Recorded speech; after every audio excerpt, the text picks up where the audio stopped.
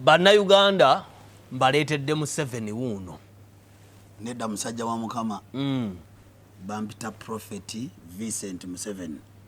Prophet Vincent Museveni. Yes sir. Bwe nasooka okulaba nagamba nti kati Museveni president waffe w'eggwanga yatandise ekkanisa era agenda kukolayo ki, naye nasooka kulabako emabegaawo, naye nagenda okulaba emabegaawo nga ndabe video ya Pastor Bujingo. Baliyogedde ku Pastor Bujingo ekyakigenda okumutuukako. I saw one of the big pastors in Kampala dying, but dying in a very, very terrible way. And I cannot afford to see this come to pass. That's why I'm asking everybody to stand up on your feet now. Stand up on your feet now. Stand up on your feet now. In the name of Jesus. Because I need to stop this. Timothy, you love this pastor so much. You listen to him more than you listen to even your pastor. Because I always find you listening to him. I saw him dying, but I saw death which was planned. And this thing was kind of political. I saw it kind of political. And I saw him dying badly. I began to cry. I saw the whole country in a state of Kwagamaya. Kwagamaya situation. People were in deep sorrows and tears. And this pastor was gone. I saw him in his car. Either it was a targeted accident or it was he was shot at to kill him, but it will not come to pass. It will only come to pass for Ebenezer to believe that you have a man, and the people of Uganda to believe that you have a man who sees beyond, which nobody has an idea about. So I want to rise against those men who are planning evil against that man. In the mighty name of Jesus, I sabotage your plans. I sabotage your plans. You will attempt it, but it will not come to pass. I now cover that man body with the blood of Jesus. I now cover your family with the blood of Jesus. I now declare as a prophet of the Most High that no harm shall happen to you. In the name of Jesus. In the name of Jesus. Jesus, do it. Protect your servant. Protect him. I know many tears have been rubbed off because of his ministry. Many souls have been lifted because of his ministry. He may have some mistakes, but Lord, keep him. I pray you keep him in the name of Jesus.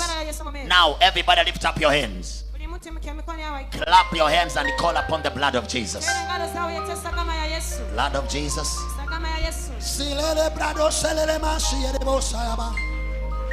Keep that man, Lord. Let him not die. Let him not die. Let him not die. Do anything possible to fail the plans of those evil men.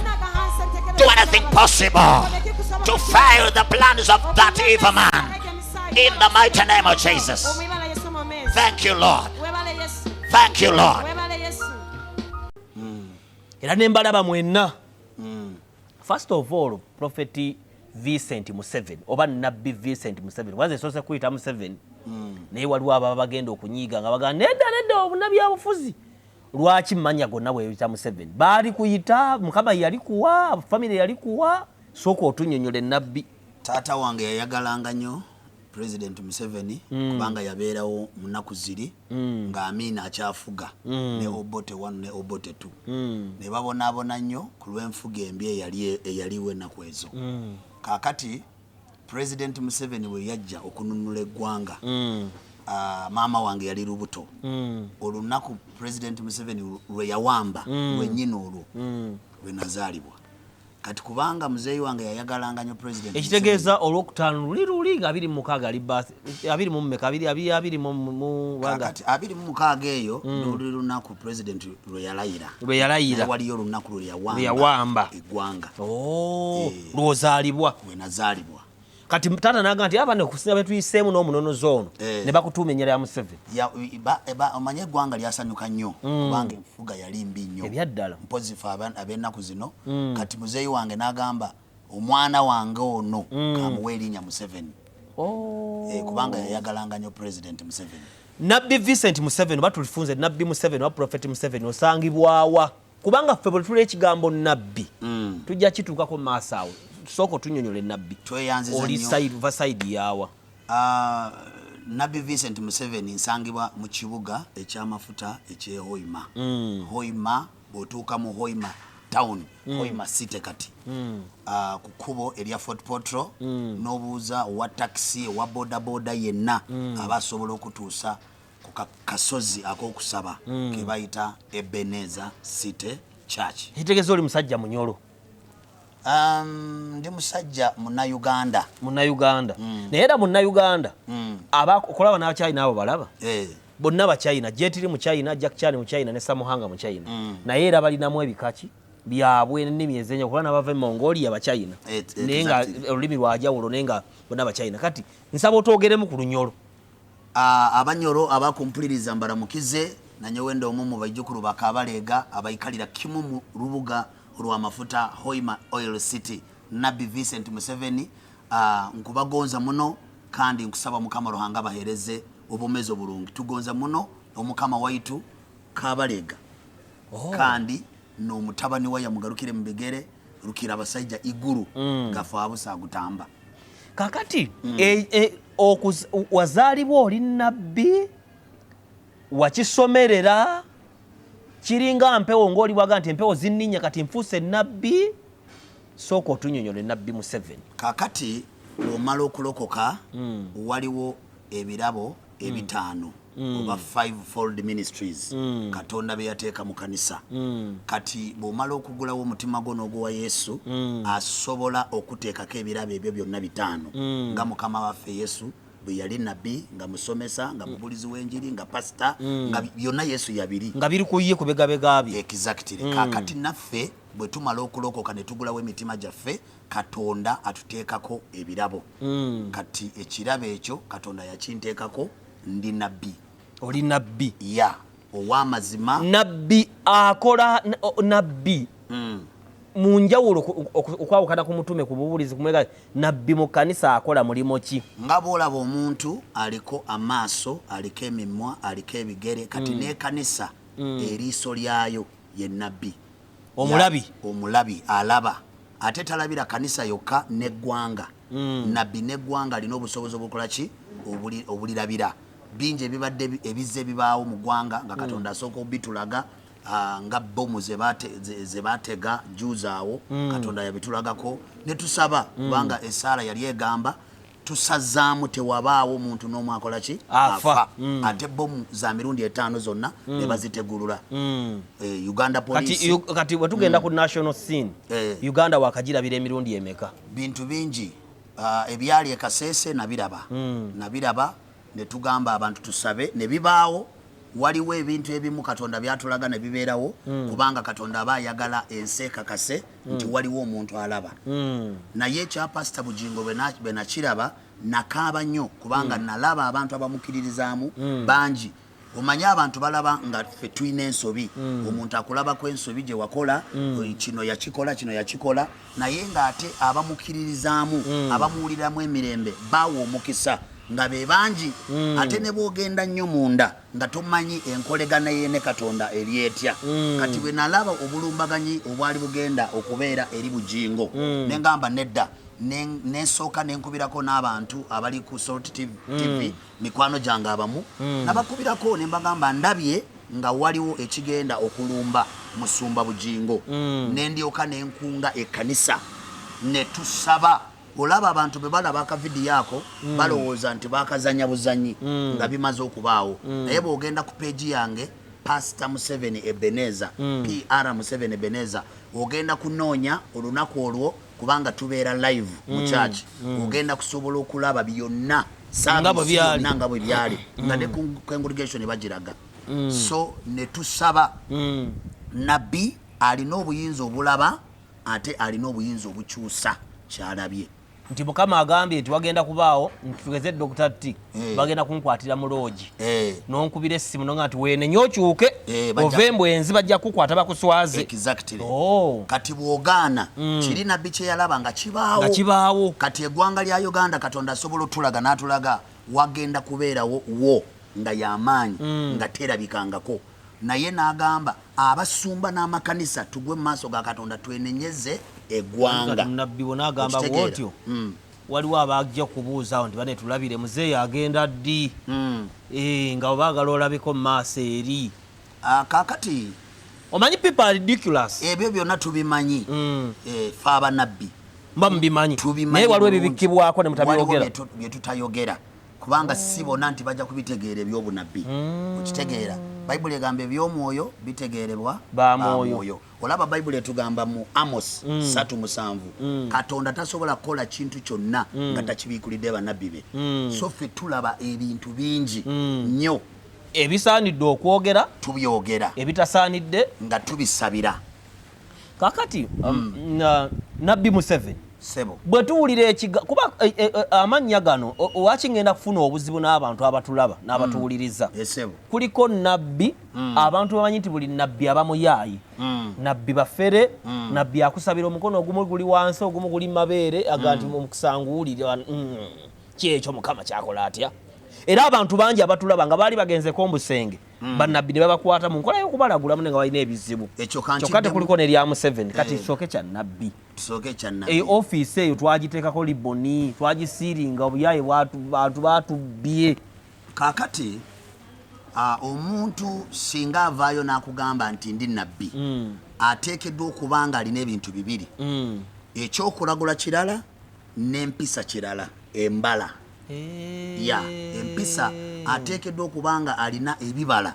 nga biraga obulokole nga biraga okukyuka nga biraga ekitiibwa kya Katonda ekitegeeza nsobola okubaako omwoyo gw'obunnabbi nga n'empisa eno exactly Katonda asobola okuwa ekirabo eky'obunnabbi naye obulokole ne bukulema osobola okulaba mu nsi ey'omwoyo naye ate nga weebaka n'abakazi osobola okulaba mu nsi ey'omwoyo ate ng'obba abantu sente zaabwe bwe Katonda n'omugamba byonna nalabye omusajja wali bwati ne bwati ne bwati kino kigenda kubaawo na kino naye Mukama ngambye oleteyo obukadde bubiri nga Mukama ekyobukadde bubiri yakyogeddeko kibadde kikyo kike okitegeera kati abo Katonda agenda basalira omusango nabbi okansolinga kubanga kati awo tulasize okubuuliza nnyo si kwewaana naye ndowooza ndi omu ku bannabbi abakansolinga nnyo omuntu aba ayagala okumukansolinga ayinza kusanga wanga tasobola awe tutoke n'ohoyima noyo atasobodde kujja hoyima kati ffe tulina saavisi ez'enjawulo ku church tulina a week number kutandika olwokusatu tubeera n'ekyoto ekyo bagiyita prayer altar tulina ekyoto kya lwakusatu tutandika ku makya ssaawa 12 tulina radio programs eziraninga ebunyolo buli lunaku nga radio hoima 88.6 FM tubeerako buli lunaku buli ku makya 12 ssaawa emu tubeerako oluusi tubeera neko online ku page yaffe naye mukazi wa gavumenti bagiyita ate musumba Pastor Museveni PR Museveni bw'ogisakinga ojja kunfuna osobole otufollowinga naye okutandika ddala ssaawa emu paka ssaawa nga 4 mbeera mu kansolingi nsisinkana omu ku omu buli lwa kusatu ku bwereere teri kusasula omuntu awaayo nga yeeyagalidde nga kati tuli mu kuzimba kanisa gula ttaka lya kanisa supporting a radio program omuntu akikola nga asiimye si kumusalirawo gwendabye ogenda kuwaayo akakadde gwendabye ogenda kuwaayo 5 si bwe tutyo bwe tukola kubanga Yesu yagamba mwaweerebwa bwereere muweereyo bwereere. So another question is, who is a false prophet? Kakati because that's a very big question in the minds of the viewers. Bible yagamba muli balabira ku bibala byabwe okitegeera genda bawe ebyawandiikibwa nga tumaliriza abannabbi abatuufu balina okuba nga babuulira abantu okwenenya balina okuba nga babuulira abantu okudda eri Katonda balina okuba nga bategeeza abantu eggulu gyeriri ne geyeena gyeri singa omuntu abeera mu bunnabbi bwokka kuva January paka December nga tabuulira abantu ku by'okugenda mu ggulu that is a first sign yandi bannabbi waki a false prophet wa bulimba kati nze nina abannabbi benzize nga ngoberera naye ng'olaba ali ku kuzimba bwa kabaka bwani bwa Katonda ayagala ateekeko ekitiibwa kya Katonda kisitulibwe okusinga ebintu ebirala byonna okitegeera nabbi wa Katonda ajja kunnyonnyola asobola n'okugamba oyo omusajja gw'olina alina abakazi 8 kigenda kutwala mu geyeena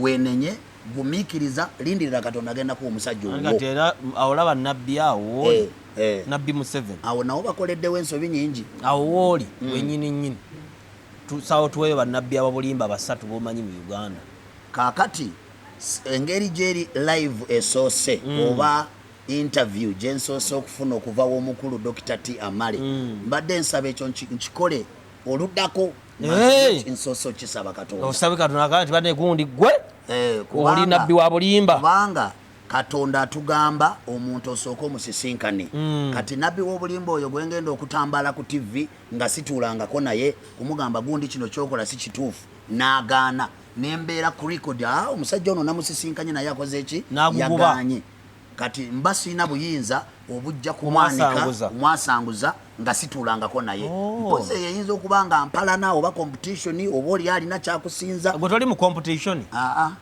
nze ndi mu kusitula linnya lyani ya Yesu obwakabaka buti abantu balina okutegeera abannabbi bakyaliyo kati ng'ekintu kyali ku Pastor Bugingo abantu bajja kulowooza nti yakikola naye ffe yakitolaga mu September nenkunganye ekanisa yaffe erimu abantu abasuka mu 100 buli service zibeeramu abantu abasuka mu 100 nembagamba tusabire pastor bwati ne bwati nembagamba sijja kwogera linnya naye waliyo omwana wange omu mu kanisa ateera nnyo omuwuliriza nemwogera nemugamba Timose ono pastor muwuliriza nnyo era kulaba bulijjo ng'omuwuliriza era bw'ofollowinga video eyo akagambako omwekali era ne bojja ehoima abantu b'ensaba nabo bangi tosobola kulimba nsi yonna tosobola abantu abaaliwo ogenda tukyalirako ddimu kyakiyaffe tugenda tukola enteekateeka luli abantu nga wooli luli nalingenda kujja omwaka oguwedde embeera netansobozesa yali 2022 batugenda kujja ne comedy stop nesobola naye nga gyeluli olugendo oluwanvu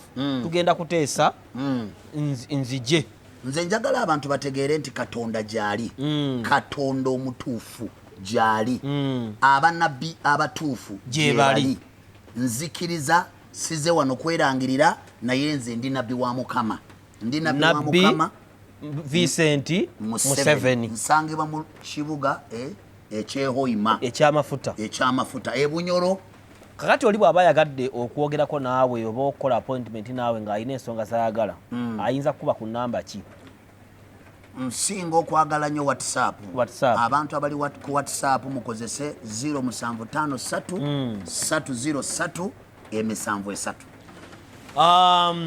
Dr. T. Amale ate ekyokubiri siri nabbi kyokka Katonda yampa ekirabo ekiwonya osabira abantu abakazi bangi abaali nga tebazaala waliyo yajja nga alina emyaka 41 nga tazaalangako these things are on record obujulizi nga abantu beeyogerera gye bali nazaala tugenda kwogera okumanya ensonga ezo abalwadde nga balina ebizimba kwegamba nga balina embeera nga zaganirawo naye Bayibuli egamba Katonda kyatasobola tekiriyo Katonda asobolera ddala si nabbi gwe naye ayitamu gwe kuba lwagamba jangu nze nkola bweni Katonda akukebera omutima n'akwesigisa ekintu n'akuteekako amafuta agawonya n'akuwa obunnabbi n'akuwa obusobozi obulaba ebigenda okubaawo n'ebyabaawo kale tuli ku Tavern Woods Kabuusu wetukoledde vidiyo eno n'omusumba ogenda kumanya bingi ebirala ebimukwatako kubanga twakwataganye naye mu nsonga y'okulaba ng'omulimu gwa Kristo guyimuka ayagala nnyo obulokozi era ayagala kusinkana ku musumba Saala mwemwenna mwenna abaagala okukola embaga abaagala okukola bridal showers abaagala okukola ebivulu n'ebirala ebiringa ebyo akafo akalungi akaweweevu empewo emiti giigiri ginyeenya Tavern Woods Kabuusu era musumba Prophet oba nabbi Vincent Museveni yatugulidde dda wano ekyo waliwo empuuta tugenda kulya empuuta tulwa ntweyagala bweyagaza